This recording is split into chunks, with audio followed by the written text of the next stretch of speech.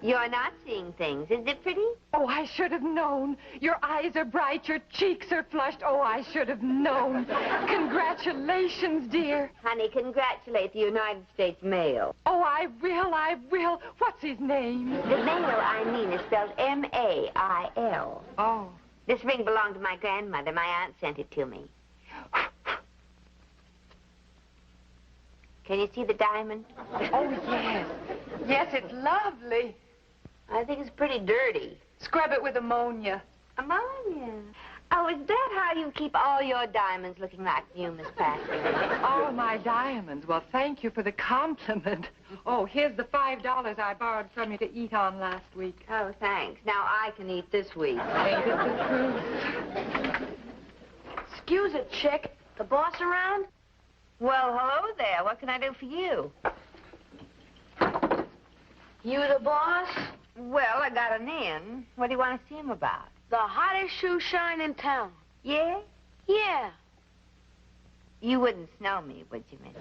Blondie, I slap a shine on that's so shiny, I gotta work with blinkers on. No kidding. Okay, you just park it here. I'll see if he's in the market.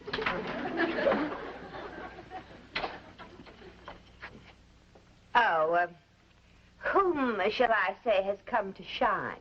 Huh? Your name, your moniker, you know, your handle. Smith. John Smith. Oh, that's a nice name. Familiar, too. By the way, Mr. Smith, how did you get in the building? Oh, I got an in, too. I'll bet you have. Mr. Sands, there's a wonderful little character outside who wants to give you, and I quote, the hottest shoe shine in town. I've already had a shine this morning, Susie. Oh, I know that, but you ought to see him. He's so cute, and he might just grow up to be another Humphrey Bogart. Send him in. Sir? Peter Sands, John Smith. It certainly is a pleasure to make your acquaintance, Mr. Sands. Well, it's a pleasure to make your acquaintance, Mr. Smith. Miss MacNamara tells me that you are peddling the hottest shoe shine in town, but as you can see, I don't really need one. I'm sorry. It's okay. That's how the ball bounces. Mr. Smith. Gosh. Gee whiz, I'm sorry. Now look what a mess I've made out of your pretty shine. Yes. You really create a market for yourself, don't you? Oh, I hope you don't think I did that on purpose. It's just that I'm nearsighted. See? And there's no money for glasses. I ruined your shine, so I'm going to re-shine your shoes. Twice as good as they were. With no cost at all to you. Completely gratis. I don't want you to even think of paying me. Even if I am just a poor orphan and I live in the run-down section of the slums. No, sir. This shine is on me. Kid's up for an Academy Award. You have to look through 6 butcher shops to find that much ham. There you are, sir. All done. And on the house. Thank you. And don't feel the least bit bad. I'm just a poor orphan who hasn't any... All right already. Here's 50 cents. Thank you and goodbye. You are a fine man, Mr. Sands. Thank you for everyone in my poor, miserable family. Yes, well, come on, little Eva. We better cross the ice before the bloodhounds catch us.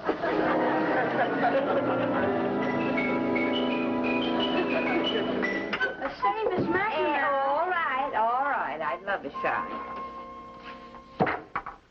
There's not very much to shine, is there? It'll still cost you $50. Well, gee, they're mostly imagination. How about a quarter? Hey, you drive a hard bargain, lady. Okay, 30 cents a day. Good. I'll give you 20. Okay, I'll take the quarter. You do a good job, and I'll give you a bonus. Excuse me.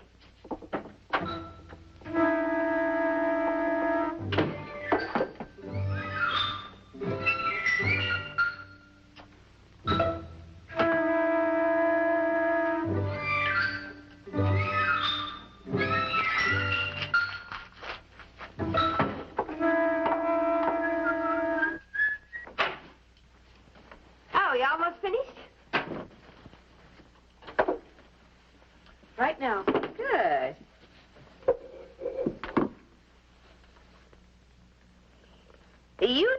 happen to see a $5 bill lolling around the office, did you?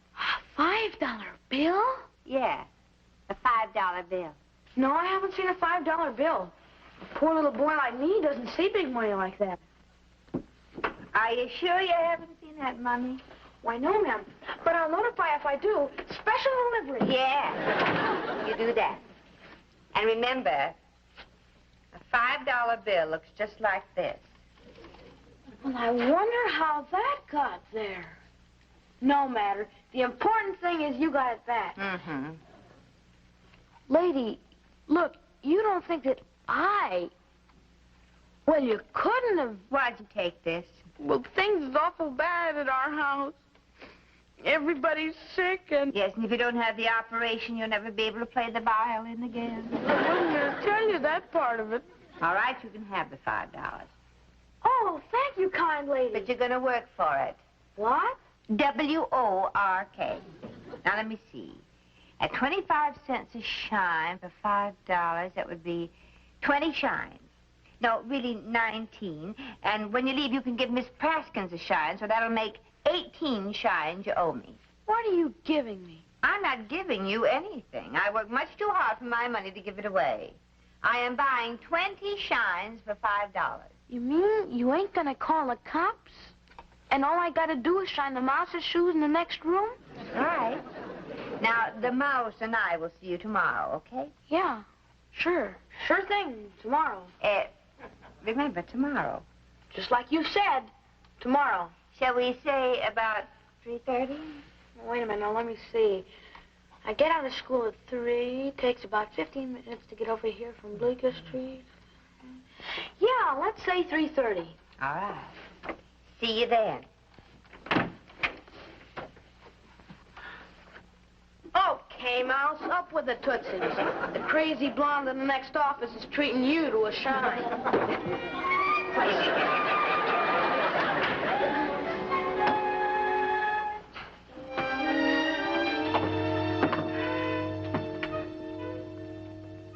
Well? Well, what time is it? It's 4:45. Susie, I gave you credit for having more sense. Imagine giving that little thug money in advance. Now he'll be here. My grandmother always said, put your trust in people and they'll be trustworthy. And she didn't mean some of the people some of the time. Well, it's your $5, but I didn't know you had them to throw around. Maybe I pay you too much. He'll be here.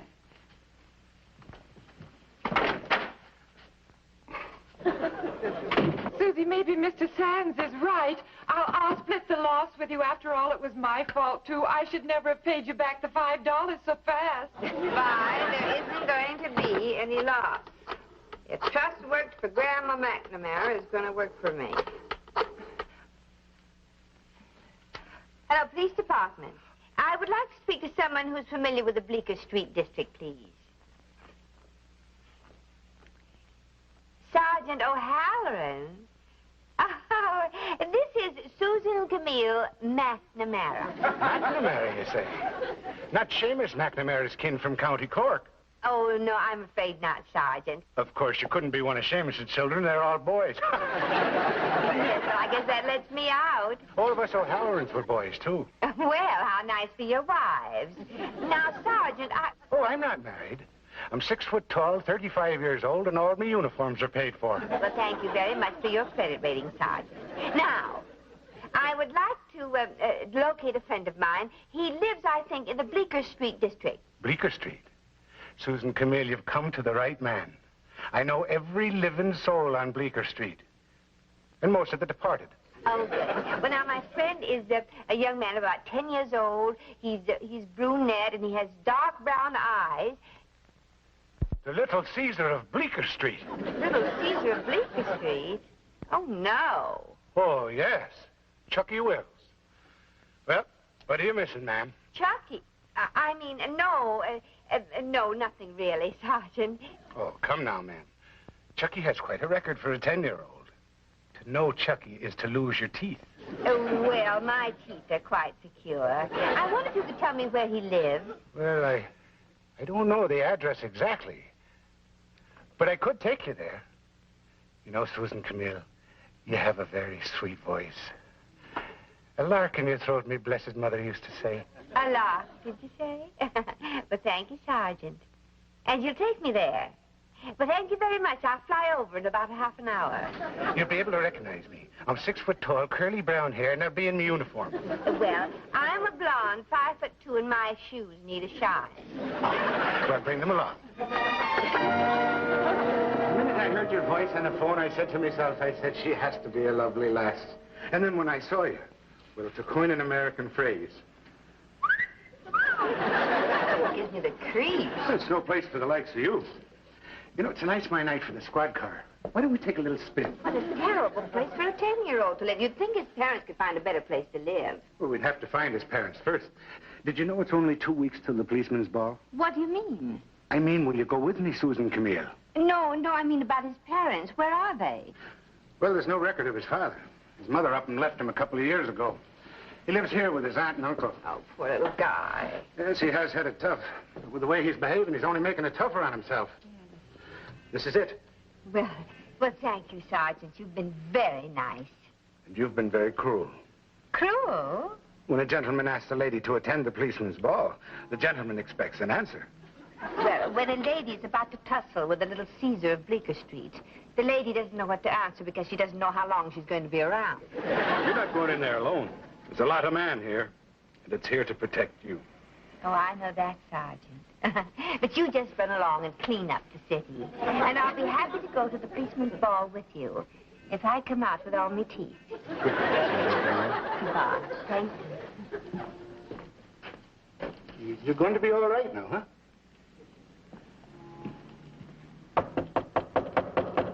Yeah.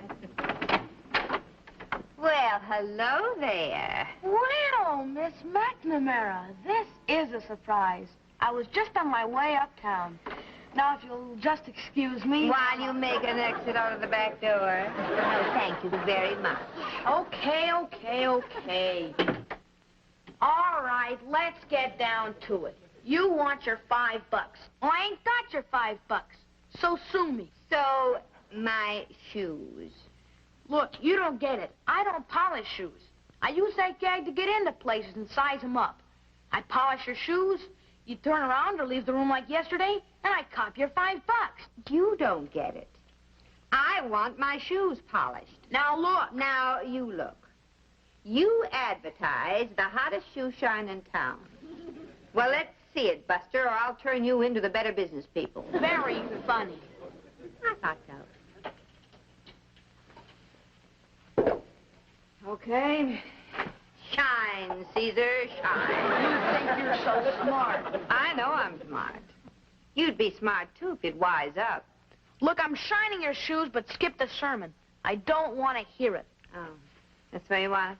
That's the way I want it. Okay. Okay. But I wasn't going to give you a sermon. I was just going to tell you that a smart, honest man could make a lot more than a crooked crook. But then you wouldn't be interested. I wouldn't.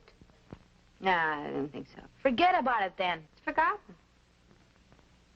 What do you mean, a smart, honest man? I thought you weren't interested. I'm not. What do you mean? Well, I mean that a crook got $5 from me yesterday, and he's not going to get any more. But a smart, honest man could get that $5 and many more by shining shoes for me and the rest of the people in the building. And he wouldn't have to worry about somebody taking the money away from him. And he wouldn't have to sit in this dark room worrying about the next knock on the door might be a policeman ready to take him to the reform school. But then, you don't want to hear about that. Nah. You know, I think you could make about, $20 a week in that job. $20? Yeah. And if you got too many customers to handle, you could hire some of your buddies to work for you. Yeah. I could cut some of the guys in. Not for too much. You know something? For a dame, you're a pretty nice dame. You know something? That's one of the nicest compliments I ever had. I'll tell you what I'll do. I'll case the building tomorrow. For new customers, that is. Yeah, well, don't forget your paid-up customer. Forget you? How can I? You tag me like a spook. I'd have to leave town to get away from you. It'll be easier to shine your old shoes. Yeah, well, now you're learning something. And I'll be a walking advertisement for you. Okay, Buster. I'll see you tomorrow. Yeah, tomorrow. Well, I mean tomorrow.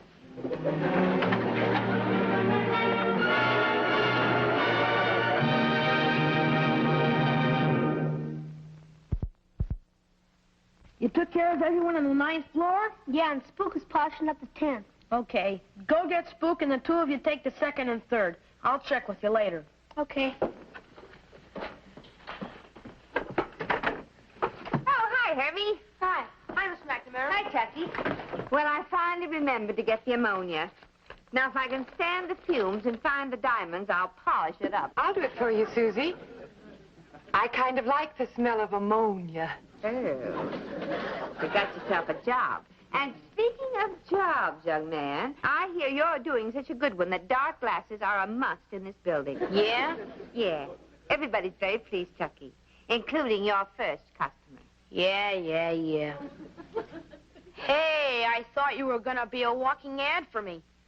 Some ad, with your shoes looking like that. Come on, Miss MacNamara, I'll slap a shine on them. Okay, you do that. And you slap a shine on that. Yeah. Well, how's it going, Chucky? How should it go? Well, let me rephrase that question. How does it feel? How should it feel? It feels. You know, it's the kind of feeling I ain't never had before. When I walk down the street, I ain't looking for alleys to duck into. I just walk. Know what I mean? Yeah, it feels good. It looks good on you, too. Hey, what happened? How'd you do it? Oh, I didn't do it. You did it. You know, if you don't trust people, Chucky, you don't trust yourself either. You had a choice to make, and you made the right one. I bet my mother looks something like you. Oh, Chucky. That's very sweet. You tell anybody what you saw, and I'll break every bone in your head. I didn't see nothing. That's more like it. And what'd you come in here for, anyway? I just wanted to tell you, you better come talk to Spook. What's wrong with him?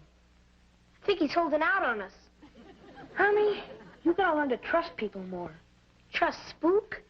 Hermie, when you don't trust other people, it's because you don't trust yourself. Now, in your case, I don't blame you much, but you gotta fight it like crazy. See you later, Miss MacNamara. Okay. Thank you, Grandmother MacNamara. Well, she was a smart woman, Susie. He's changed so. Oh, come into my office. I have a surprise for you. Oh, you do? But first you must close your eyes. Oh, bye. Come on now. Oh, bye. Kiss her still. Well, you're going to feel so glamorous. Now, you just keep your eyes closed and wait until I slip it on your... Oh, dear. Well, it won't fit my old dear. You better slip it on my finger. Oh, Susie, it's gone. I left it right here, and now it's gone. Oh, no, it isn't. Why, it has to be here someplace. Well, I just finished cleaning it when I came into your office.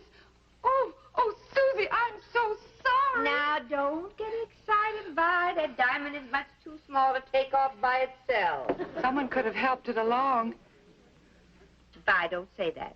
All right, I won't say it. But you know who that someone could be that I won't mention. No, I don't, and neither do you. No. It could have fallen off down here under the desk. Where's Susie? I'm under here. She lost her ring. Or rather, I lost it, for I left it right here on my desk, and when I came back, it was gone. Chucky. Now, stop it, both of you, accusing that poor boy. In the first place, we don't even know if the ring was stolen, and in the second place, anyone could have come in the room while Vi was out of it. I admire your faith, Susie. And the ring is yours, as was the $5, to do with as you please. But the next item missing might be mine or Vi's. I can't have that. All right. I've got to know who did this. All right, Mr. Sands. I'll ask Chuck if he knows anything about it. And if you don't get an answer, then I will accept. All right, I'll ask him. And whatever he says, we're going to believe because he'll tell the truth.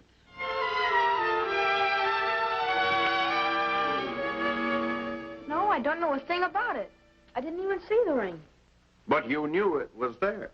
Oh, I heard them talking about Miss Praskin shining it up, but I didn't pay any attention. And that's the truth. When you were in the room, was the other boy there all the time? No, he went on ahead of me. I had some work to do. Yeah, I'll bet you did. Mr. Sands.